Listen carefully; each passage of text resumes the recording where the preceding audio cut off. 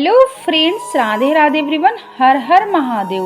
दोस्तों, पूज्य गुरु जी की कथा आज 6 सितंबर को 2 दिवसीय कथा पूर्ण हो चुकी है।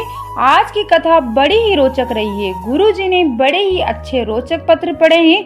साथ में गुरु जी ने संतान प्राप्ति के लिए, कर्जा मुक्ति के लिए, जीवन से परेशानियों से छुटकारा पाने के लिए, नौकरी प्राप्ति के लिए गुरुजी ने अनेक उपाय बताए हैं। इसी प्रकार से 16 सोमवार का व्रत कब किया जाता है, किस महीने से 16 सोमवार का व्रत किया जाना शुरू करना चाहिए, ये गुरुजी ने कथा में बताया है। गुरुजी ने अच्छी जानकारी बताई है जो आज से पहले गुरुजी ने ऐसी जानकारी पहले कभी नहीं बताई है। इसीलिए वीडियो को अंत तक देखें ताकि उपयोगी जानकारी आपसे नहीं छूटे।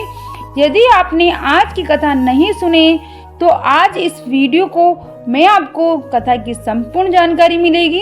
गुरुजी ने कहा है कि अच्छी गादी तकिया लगाने से, ऐसी रूम में सोने से या अच्छे रूम में सोने से आपको अच्छी नींद नहीं आ सकती।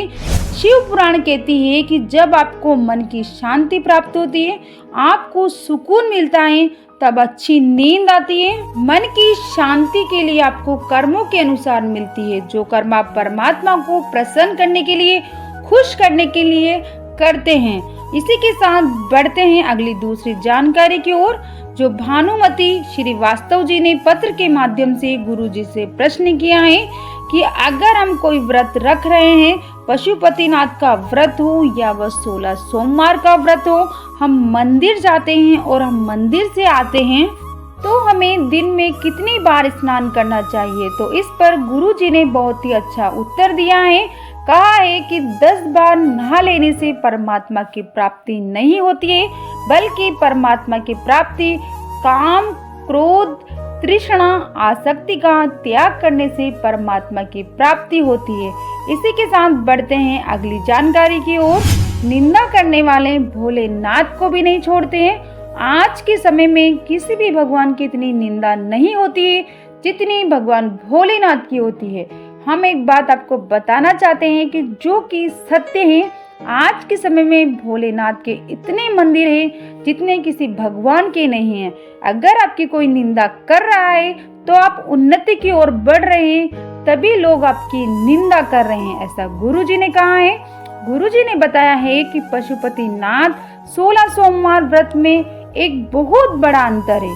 कहा है कि पशुपतिनाथ में जब आपका 5वां सोमवार होता है, आप व्रत करते हैं, उस दिन 5वें सोमवार के दिन नारी में दक्षिणा अर्पित करके आप व्रत को पूर्ण कर देते हैं। बल्कि 16 सोमवार के व्रत में 17वां जो सोमवार होता है उस दिन आपको उद्यापन करना होता है, ये गुरुजी ने बताया है। बढ़ते हैं अगली जानकारी की ओर। आज की कथा में एक महिला छिंदवाड़ा से पत्र लेकर आई है, जिसमें उन्होंने लिखा है कि हे बाबा पर चढ़ाए हुए एक बेल पत्र और एक लोटा जल का मैं क्या वर्णन करूं गुरुदेव। 2017 से मेरे चेस्ट में गांठ हो गई थी। डॉक्टर ने कहा कि ऑपरेशन होगा, पर डॉक्टर ने ये भी कहा था कि कुछ कह नहीं सकते, बड़ी बीमारी भी हो सकती है। डॉक्टर ने ऑपरेशन करने के बाद ये बोला है कि दोबारा यदि गांठ हो गई तो समझ लेना कि बड़ा रोग है। इसके बाद 2020 में फिर से गांठ हो गई। मैंने फिर से ऑपरेशन कराया। डॉक्टर ने कहा कि ये एक बड़ा रोग है, ये निश्चित है। 2021 में फिर गांठ हो गई, फिर ऑपरेशन होगा, डॉक्टर ने कहा। पर मैंने कहा कि शरीर बार बार ऑपरेशन के लायक नहीं था। मैंने डॉक्टर से मना कर दिया।